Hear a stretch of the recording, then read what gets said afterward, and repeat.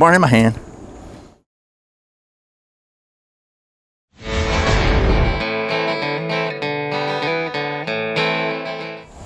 Welcome back to Survival on Purpose. My name's Brian. Thanks for joining me. This video is going to be a quick kind of a response to some concerns a couple of people have had and some private messages to me about flint and steel. Got my striker here, got some flint. I got a couple little pieces and some bigger pieces, but the question is that, you know, in a lot of areas it's just really difficult to find flint. I've had some people ask me where they can get some flint. I'm in Georgia, here near Atlanta, and honestly, the only flint I've got I bought, or somebody was really kind enough. I got gosh, about a year ago, somebody from Texas was kind enough to send me some flint. But other than that, there's not really any true flint around here. But my question is, you know, do you really got to have true flint to strike a flint and steel fire? So thought we'd do a little experimentation here and see what we can find out. So I'm gonna take you down to the stump top and get right to it. Okay, I got a mess here. I've got several different, this is kind of like different primitive fire stuff. This is a really cool little leather pouch that same person that sent me the flint last year sent me this pouch too, which was really cool. And I bought this striker. So this is a carbon steel striker. To me, it's just a lot easier to use than a knife. And then this is an actual piece of real flint that they sent me. It's another little piece of real flint. And I don't know if you can see this. It's starting to get kind of dark, so maybe you can, but let's see if we can get see if you can see some sparks off this thing. You can see something flying there, maybe, I don't know. But this is a piece of not flint. This is a piece of quartz kind of, and got a pretty sharp edge on it. And I can get some sparks off of that too.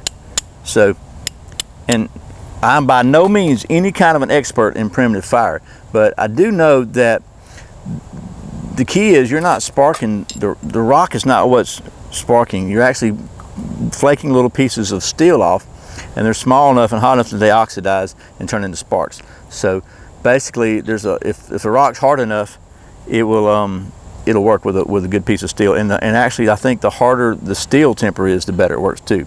Again, I'm not an expert. Good old piece of white flint here.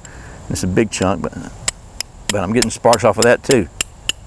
So there's a couple other things you got to have for a flint and steel fire. And I keep saying I'm not an expert because I don't want to come across like I am. If this may be absolutely redundant to some people, but hopefully it'll help somebody. So you need something that catches a spark really, really easily, and that's like char cloth or charred material. I've got some char cloth here. It's charred cloth. Over here I've actually got some charred fungus, and you know, just maybe some punky wood here with a couple pieces of flint in there. And then the other thing you need to have is a tinder bundle or a bird's nest.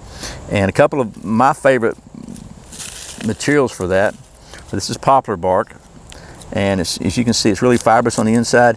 You can flake this off and peel it off and break it down and just into really small fibers and make yourself like a bird's nest out of that. So, and that's what you do. You just basically pull it apart, and you know, pull longer pieces apart and just keep pulling it apart and breaking it down till you got this most surface area with the smallest particles as possible, because the smaller the particles you make this, the less heat it takes for it to catch flame and combust. So because it just takes less heat for the smaller mass of the little threads. So, and then the other, man, I love this stuff. This is river birch bark, paper bark birch, whatever you want to call it. I call it river birch. And it absolutely it's got a lot of oils in it. They're really flammable. So what we're going to do is I'm going to cut the camera off for a minute. And go ahead. I may just let you see some of this. Go ahead and kind of pull the inner bark out of some of this and make a little bird's nest, and we'll get right back to you because it's getting dark. I got to hurry. So, but I like to just flake the outer bark off and then just go ahead and peel this inner bark stuff in here and use it for a bird's nest. So I'm going to do that and be back.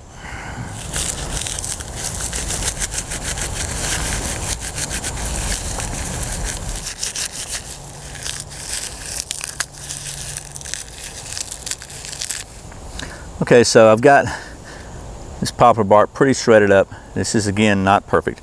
I'm going to take, and I like to have some bigger stuff too on the kind of outside. I'm going to take some of this and just kind of mix it in, some of this river birch bark. I like to kind of mix my stuff in and get it all kind of shredded together. And This is kind of small actually. Usually we'd want a bigger tinder bundle than this personally, a bigger bird's nest, whatever you want to call it. But it's going to do for us right now. I'm going to take and one more thing I want to do. Okay, so I've got a little bit longer piece of poplar bark here, and I like to just kind of fold up a couple of longer pieces. This is really dry, so it's kind of broken. I like to take some kind of longer pieces and kind of fold it around just to stabilize it. Find a little place to put my ember in there. Now, really fine stuff here in the middle. We're just going to set this out of the way, and let me show you my technique for using the char cloth. Now this is just char cloth made out of some pretty thin cloth. So we're just going to take a piece of this regular old quartz here, okay? Regular old quartz. And what you really want to do is have kind of a sharp edge on it, pretty sharp edge, and that's got a pretty sharp edge. If you don't have one, then you need to take your stone, for example. I mean, there's no sharp edge on that. You want to take and just kind of maybe try to knock yourself off a sharp edge with another rock or whatever, but this has got a pretty sharp edge here. So this is just the way I do it and the way I was shown to do it, and I've tried it. It's almost counterintuitive to put the cloth on top and hold it, but for some reason it just seems to work, because I guess when you're striking down, you're actually knocking metal off, and the metal's going to, as it's coming off, it's going to come off the top. But let's see if we can get this going here with a piece of quartz. Okay, see that? Can you see it? I mean, that was it. Just a piece of quartz. Now I'm going to readjust. I'm going to let it burn for a minute. I'm going to readjust you where you can see what we do with this tinder bundle here. I'm going to sit here. Ooh, not burn my finger. I'm going to put this in the tinder bundle here. Put it in there, kind of let it wrap around it a little bit. And then we're going to